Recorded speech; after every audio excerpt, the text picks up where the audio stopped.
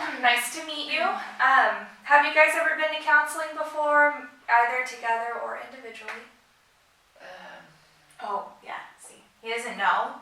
I've been trying to take him to counseling for so long. We actually tried to go to a couple of sessions, but Paul didn't like it. Was his jam. So, yeah, we've tried, yeah.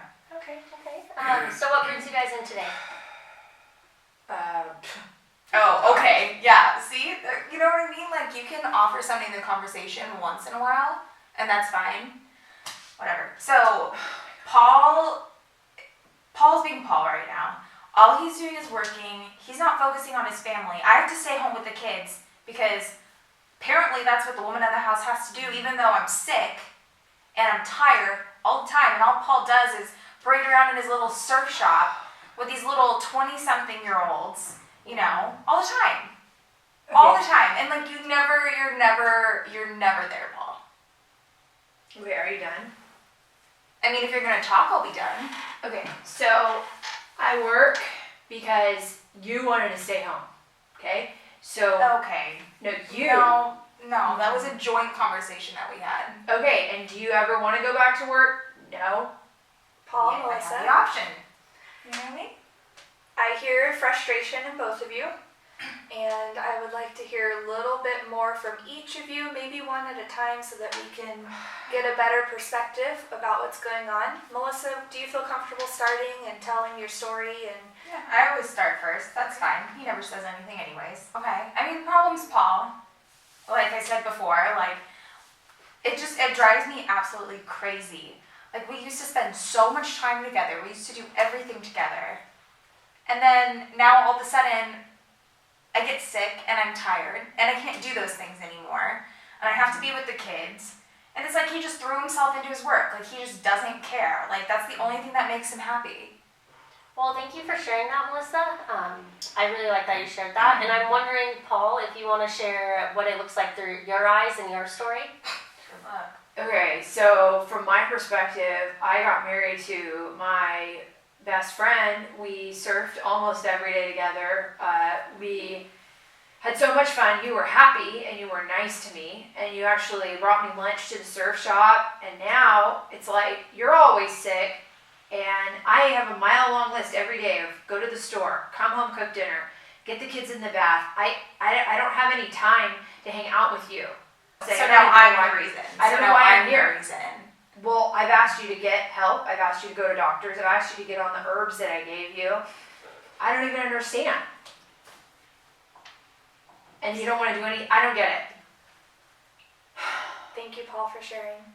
I'm wondering if maybe we can change gears a little bit and transition here. I would like to hear from both of you, starting with Melissa, what first attracted you to Paul? I mean,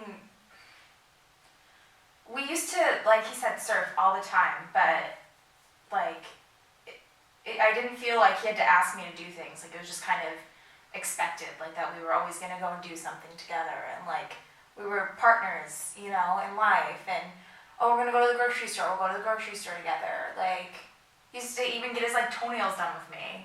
You know, like, little small things like that, that it's just, like, you kind of forget that it's a separate person because you feel like you're just one whole unit, and I, like, really admired that about you, but you're not like that anymore. We got to hear, Melissa, what you were initially attracted to in Paul. Now, Paul, I want to hear what initially attracted you to Melissa when you guys first started dating.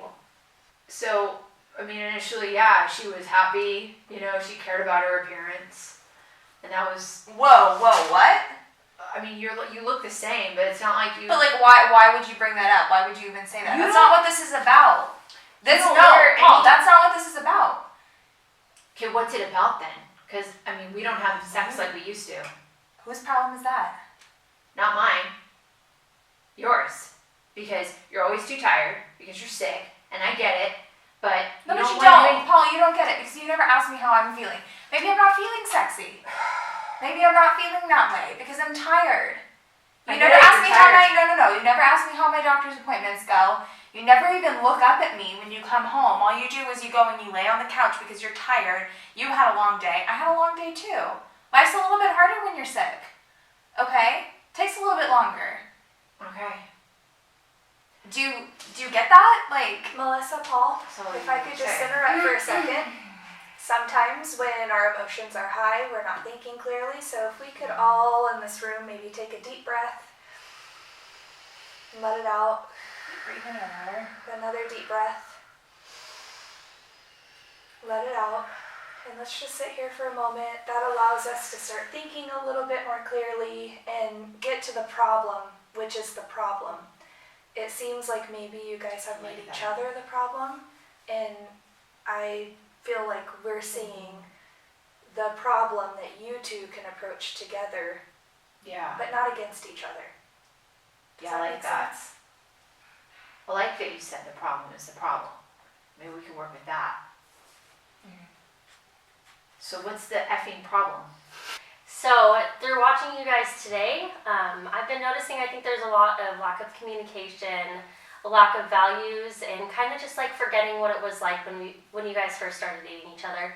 And recently you guys started mentioning your lack of sex in your relationship, which I think adding that back to your guys' relationship will help beyond measures.